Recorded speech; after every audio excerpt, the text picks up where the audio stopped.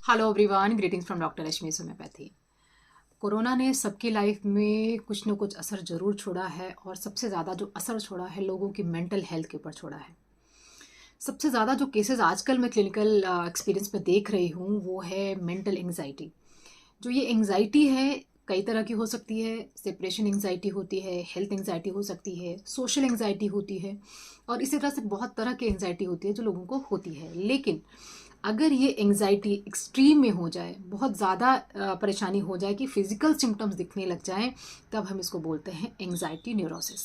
आज हम इसी के बारे में जानकारी लेंगे कि एंग्जाइटी न्यूरोसिस के सिम्टम्स क्या होते हैं, कॉजेशन क्या होता है, इसकी थेरेपीज कौन कौन सी होती हैं जो साइकोलॉजिस्ट देते हैं, और साथ के साथ होम्योपैथिक मेडिसिन के बारे में बताऊंगी।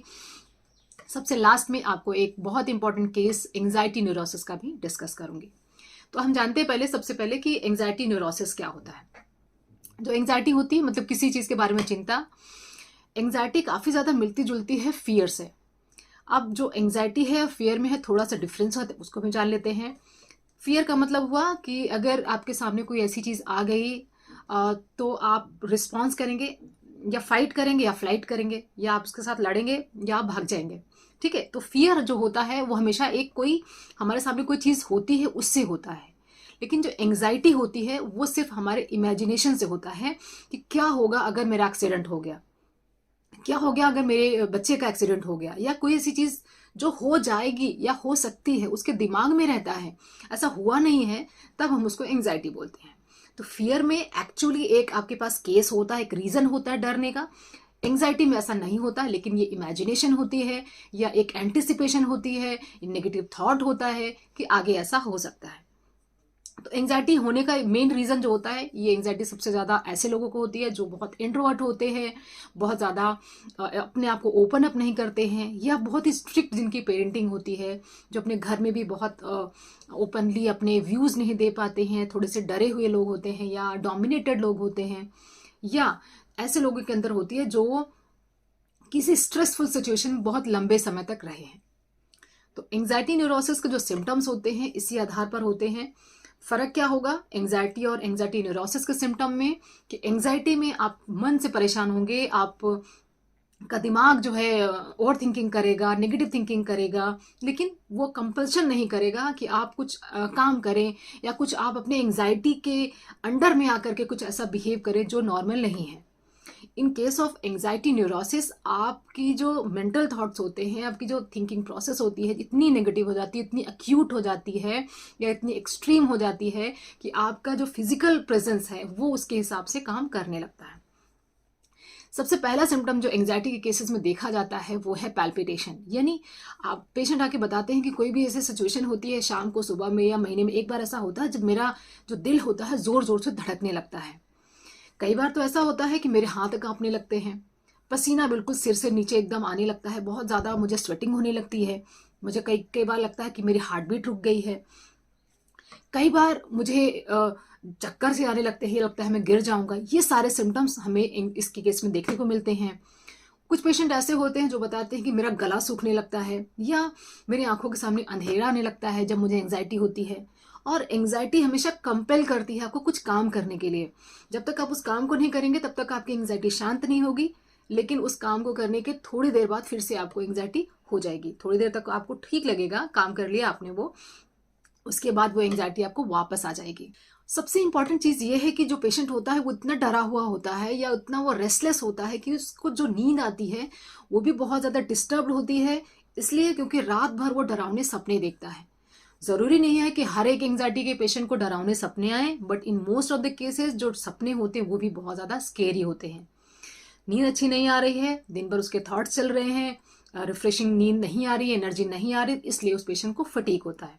अब उसको फटीग होता है, अब उस फटीग यानी थकावट के कारण वो अपने जॉब पे, अपने काम पे, स्टूडेंट है तो अपने पढ़ाई पे ध्यान नहीं दे पाता है। अगर लेडीज़ हैं, होम मेकर्स हैं, तो अपने घर के काम पे ध्यान नहीं दे पा रही हैं, उनको थकावट बनी रहती है। तो इससे जो साइकिल होता है वो बना रहता है। आज का दिन कल पे आज का काम कल पे जा रहा है, कल का काम परसों पे जा रहा है, या आज का ऑफिस का काम कल पे जा रहा है। और इसके कारण जो उनका सर्कमस्टांस होता है, जो सराउंडिंग होता है, वो भी नेगेटिव हो जाता है। ये कांस्टेंट नेगेटिव थॉट वाले लोग होते हैं जिनको लगातार नेगेटिव थॉट्स रहते हैं, वो चाह करके अपने थॉट्स पे कंट्रोल नहीं कर पाते हैं, ऐसे लोगों को एंग्जाइटी न्यूरोसिस होता है। अब एक इंपॉर्टेंट क्वेश्चन जो लोग पूछते हैं कि अगर मुझे एंग्जाइटी होती है तो क्या मुझे एंग्जाइटी न्यूरोसिस में कन्वर्ट हो सकती है? तो इसके लिए दो बहुत इंपॉर्टेंट चीज़ें हैं, जो फैक्टर्स हैं जो इसमें पार्ट लेते हैं। वो ये है कि अगर आपने एंग्जाइटी पे अपनी ओवर थिंकिंग पे वर्क कर लिया और अपनी एंग्जाइटी के अकॉर्डिंग अपनी बॉडी को बिहेव नहीं करने दे रहे हैं, कि आपकी बॉडी आपको कंपेल कर रही है कि आप फ़ोन करके एक बार पता कर लें कि आपका बेटा कैसा है, या फ़ोन करके किसी हेल्थ कंडीशन के बारे में पता कर लें। अगर आपको हेल्थ एंग्जाइटी है, अगर आपको हार्ट की तरफ थोड़ा सा पेन हो रहा है, तो आप अपने आप को इस बात के लिए कंपेल ना करें कि आप गूगल करें या हार्ट के सिम्टम्स को पढ़ें, हार्ट अटैक के बारे में पढ़ लें। अगर आप इन चीज़ों पे अपने आप को कंट्रोल पा लेते हैं, तब आपको काफ़ी हद तक एंग्जाइटी कम हो सकती है।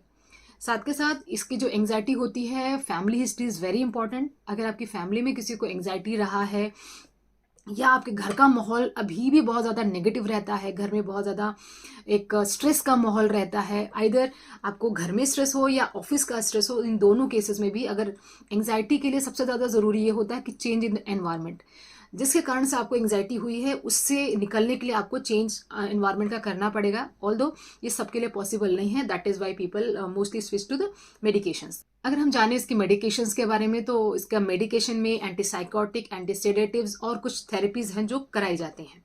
आज मैं आपको दो इंपॉर्टेंट थेरेपीज़ के बारे में बताऊंगी जो एंग्जाइटी को इंस्टेंट रिलीव करने में हेल्प करती है, और साथ के साथ कुछ खाने की चीज़ें हैं जो आप लेते हैं तो आपकी एंग्जाइटी काफ़ी हद तक कम होती है। सबसे पहले हम थेरेपीज़ के बारे में जानेंगे। एक थेरेपी है वेगस स्टिमुलेशन। आप अपने हाथों को लेंगे, अपने कान पे रखेंगे और इससे ऐसे करके रोटेट करते रहेंगे, कान को ऐसे करके ऐसे करना है, और अगर पॉसिबल हो तो आप आइज़ को क्लोज कर सकते हैं।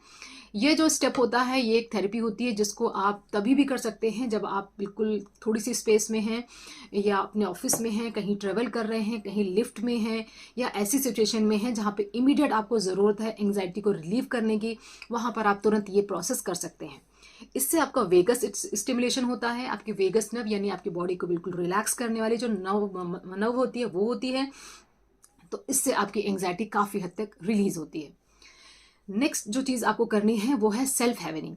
ये एक लेटेस्ट टेक्निक है जो मोस्ट ऑफ द साइकोलॉजिस्ट जो अपने पेशेंट्स को बताते हैं। इसके अंदर आपको ये हाथ इधर और एक हाथ इधर रखना है, साथ के साथ ऐसे करके ये नीचे लाना है, फिर सीधा ऊपर लेके जाना है। इस तरह से आपको करना है। ये मल्टीपल टाइम्स आप कर सकते हैं, और इस केस में भी आपको आइज़ को क्लोज करके रखना है, अपने एनवायरनमेंट को बिल्कुल नॉर्मल करना है। एक तीसरा जो प्रोसेस है वो ये है कि जो अपनी आइज़ हैं, आइज़ को आप लिटरली इधर और इधर मूव करना है, बार बार आपको ऐसे करना है।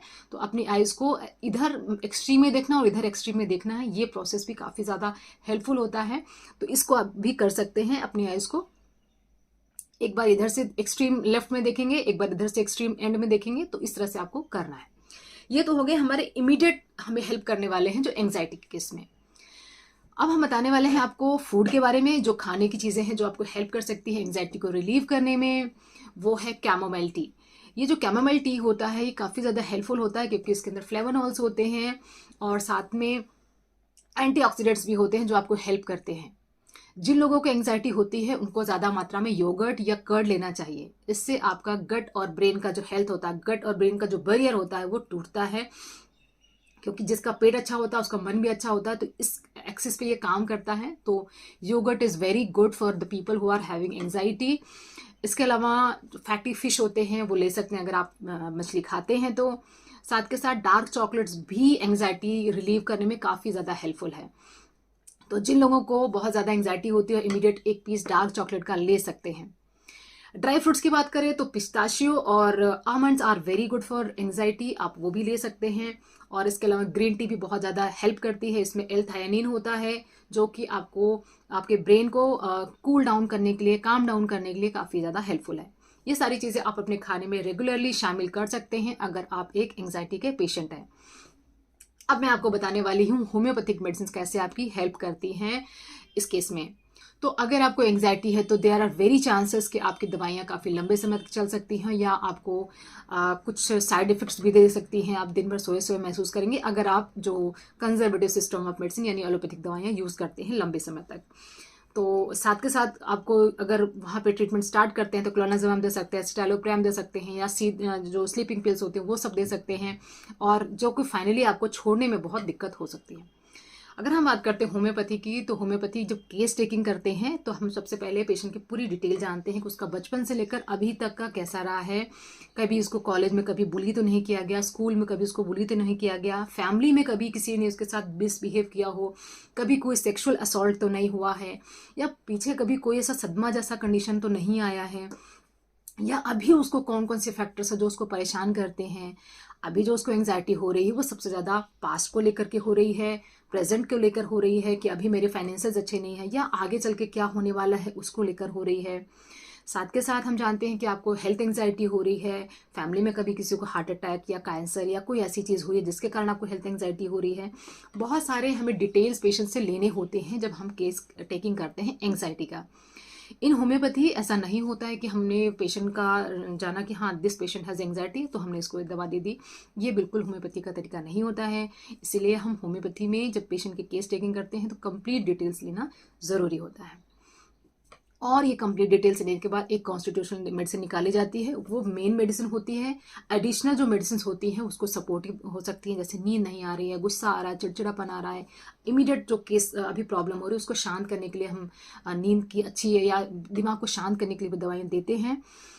लेकिन सब चीज़ डिपेंड करती है पेशेंट के सिम्टम के आधार पर। हर एक पेशेंट को एक ही एंग्जाइटी की दवाई नहीं जाती इन केस ऑफ होम्योपैथी। कुछ प्रोमिनेंट दवाइयाँ हैं जो कि मोस्ट प्रोबेबली इसमें यूज़ होती हैं, जैसे कि पहली दवा है एकोनाइट। अब एकोनाइट का प्रयोग होता है एकदम से आपको अगर एंग्जाइटी हो जाती है। एकोनाइट को 200 पावर में ले लीजिए आप अपने वॉलेट में, अपने पर्स में, या अपने घर पे जहाँ पे भी आप इमीडिएट उसको पा सकते हैं वहाँ पर उसको रखना है।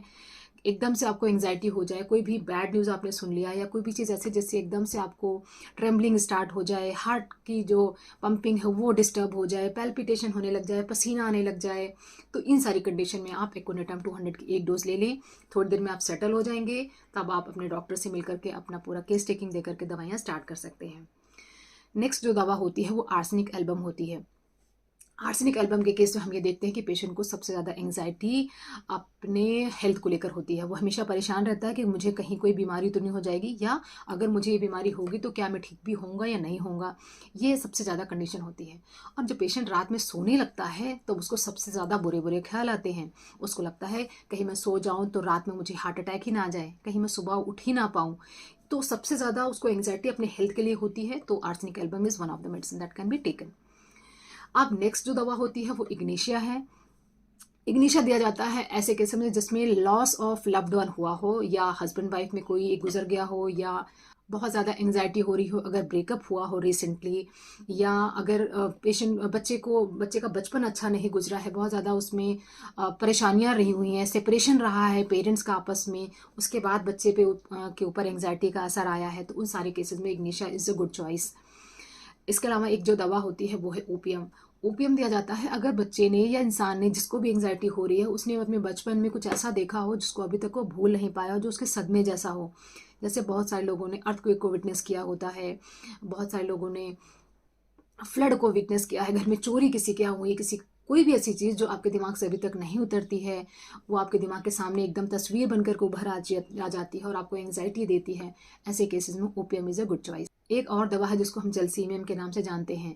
इस केस में पेशेंट बिल्कुल ठीक रहता है, उसको कुछ ऐसी हाई डिग्री की एंग्जाइटी नहीं होती है, लेकिन जब भी उसको कुछ परफॉर्म करना होता है बिफोर पीपल, वो बहुत ज़्यादा नर्वस हो जाता है। एंग्जाइटी इतनी ज़्यादा उसको परेशान करती है। सोशल एंग्जाइटी के केस में जलसीमियम इज़ अ गुड चॉइस। इसके अलावा जो सबसे इंपॉर्टेंट जो दवा होती है वो है कॉफिया क्रूडा। कॉफिया क्रूडा दिया जाता है अगर पेशेंट को ओवर थिंकिंग के कारण एंग्जाइटी हो रही है, उसको इतनी एंग्जाइटी हो रही है कि उसको थॉट्स नहीं खत्म हो रहे हैं, वो बार बार अपने ख्यालों में खोया हुआ है, तो वहाँ पर इस दवा को दिया जा सकता है। तो ये सारी दवाइयाँ हैं, लेकिन कौन सी दवाई किसको दी जानी है, कौन सी पोटेंसी में दी जानी है, ये पेशेंट के केस टेकिंग के बाद ही पता लगता है। यूजुअली हम इस दवा को 200 पावर में स्टार्ट कर सकते हैं, लेकिन कोई एक ही दवा एक एंग्जाइटी को ख़त्म कर दे ऐसा ज़रूरी नहीं है। समय समय पर जैसे जैसे सिम्टम बदलते रहते हैं वैसे वैसे दवा भी बदलती रहती है। तो ये सारी दवाइयाँ आप ले सकते हैं अगर आपको एंग्जाइटी का बहुत प्रॉब्लम हो रहा है। और होम्योपैथिक दवाएं बिल्कुल एडिक्टिव नहीं होती हैं, तो जब आपको एंग्जाइटी खत्म हो जाए तो आप इस दवा को छोड़ सकते हैं। फ्रेंड्स, ये सारी जो इन्फॉर्मेशन थी एंग्जाइटी न्यूरोसिस के बारे में थी। आई होप कि ये जो टॉपिक है मैं थोड़ा बहुत आपको एक्सप्लेन कर पाई होंगी। अगर आपके कुछ डाउट्स होते हैं आप कमेंट बॉक्स में मुझे लिख सकते हैं। अगर आप मुझसे डायरेक्टली बात करके अपनी हेल्थ क्वेरीज पूछना चाहते हैं तो कॉल मी फॉर ऐप का यूज़ कर सकते हैं, जिसकी बाकी डिटेल्स आपको डिस्क्रिप्शन में मिल जाएंगी। अगर आप मेरे साथ जूम या फ़ोन कंसल्ट बुक करना चाहते हैं तो आप अपने आप 7017991940 पर व्हाट्सएप करके अपना स्लॉट बुक कर सकते हैं। Wish you very good health. Thanks for watching.